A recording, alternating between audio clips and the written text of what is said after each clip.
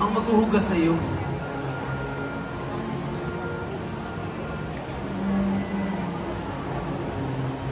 Kailanman na hindi mo pa hinintulutan, nahugasan mo ang aking mga paa.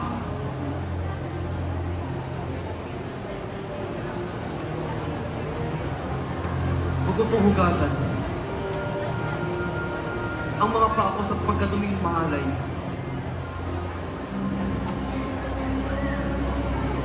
Kung gayon, Rabbi, ang ginagawa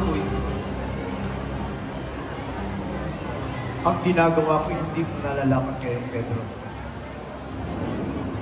Tatakwa, maunawaan ko ito pagkatapos. Hindi ka mauhugas,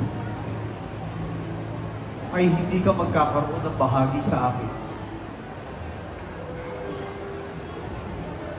Kung gayon, Rabbi, kung hindi pa alamang, kung hindi ang aking kamay, pati ang aking ulo, ang napaliguan Ang napaliguan na ay napaliguan na.